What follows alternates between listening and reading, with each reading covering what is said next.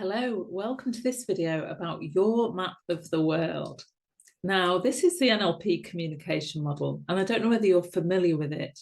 However, even if you are, it's a great reminder of how different we are.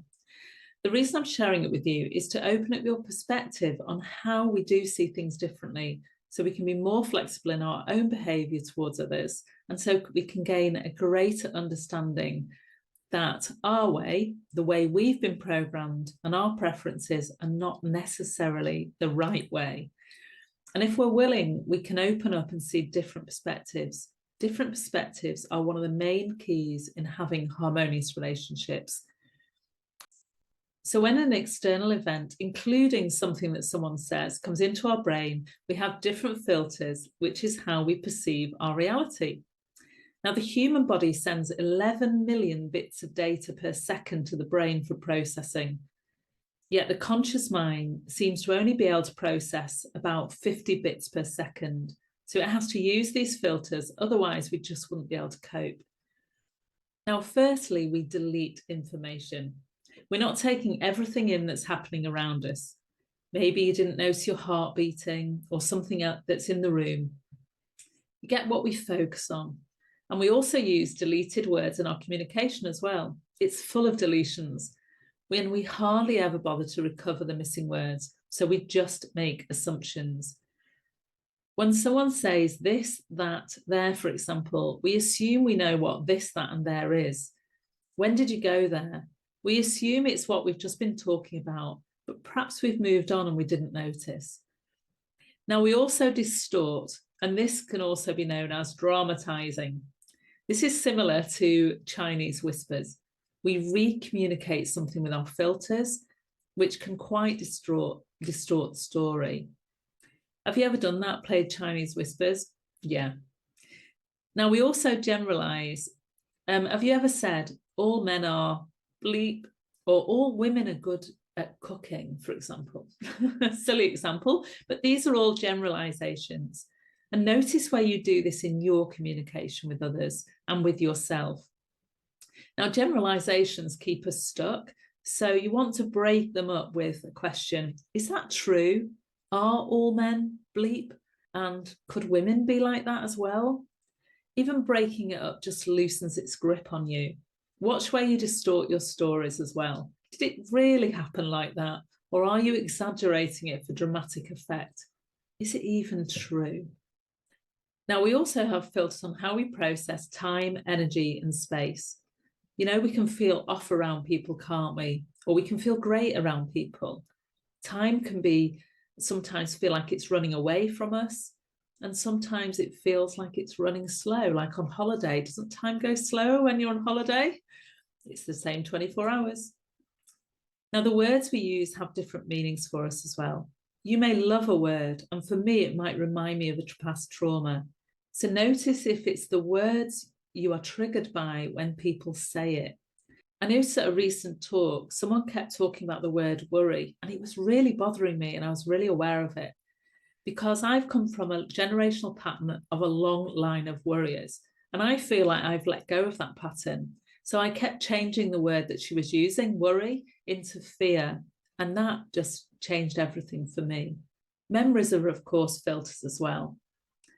Remember that siblings can remember things differently. Have you ever asked a sister or a brother about something that happened in the past and you end up arguing about, no, it happened like this, no, it happened like that. Who's right and who's wrong? The decisions we make also shape our lives, especially the ones that we made before the age of 7. Do you remember the decision I made? I'm not going to get married until later in life. Yep, the age of 52, I got married for the first time. We also have filters called meta programs.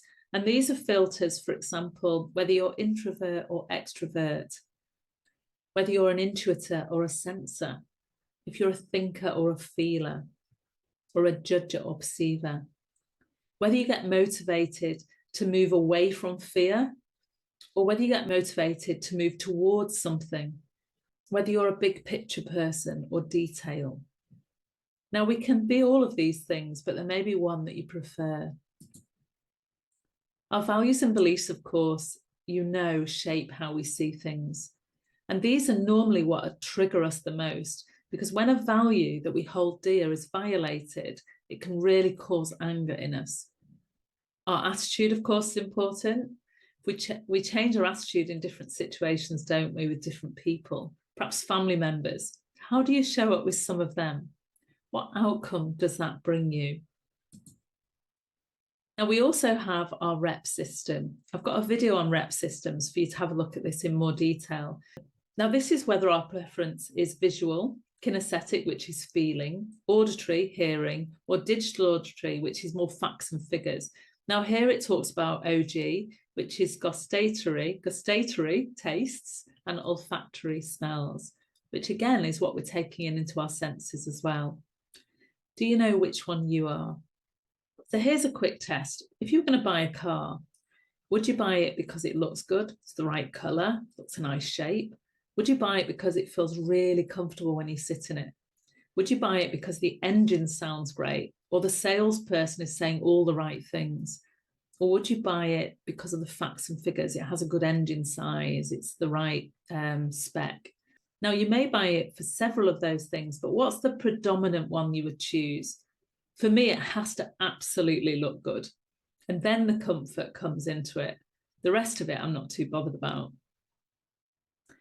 Now, we also have our physiology, how we're holding our posture at the time. If you're feeling depressed, we tend to look down, don't we? Even something as simple as if you're feeling low, just look up at the sky can actually change the way you feel. If we feel excited, our body is different, isn't it? So our physiology impacts our state and how we feel, which impacts our behavior, which impacts our outcome. Wow, all this in milliseconds. So just imagine that this is happening every millisecond of the day. Aren't we amazing? This never ceases to blow my mind. But why is this useful? Because we all see things so differently, and having respect for this is the key to having a great relationship. In NLP, this is one of the presuppositions, and this is really true. The person with the most flexibility gets the best results. The more flexible your behavior, the better your relationships will be with everyone. And you may ask, well, isn't that people pleasing? No, this is about looking at your mirrors, looking and working through your triggers, letting go of stuff. If, for example, you're visual and you like a tidy house, what's more important, a tidy house or your kids and grandkids having so much fun messing things up? So here are some of the other filters as well, which were in the meta programs that I mentioned. What do you think some of the challenges would be if they were opposites in a relationship? Or what about if they were both the same? So we've got if you're proactive or reactive, if you move towards something or move away from. So if you're someone who's always moving towards something new, something different, and your partner is always moving away from fear, you can see how that might play out.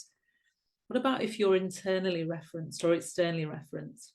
Externally referenced means that you need reassurance from others, or you need to ask for what do you think, or make a decision based on what's happening externally.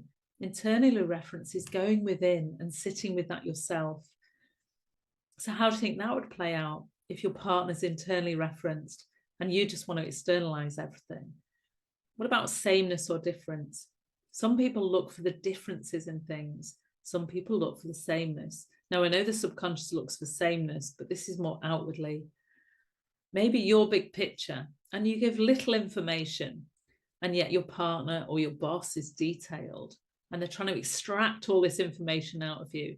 Or maybe it's the opposite. You give loads and loads and loads of detail, and you just overwhelm your partner. And then there's also through time and in time, which I'm going to take you through in another video.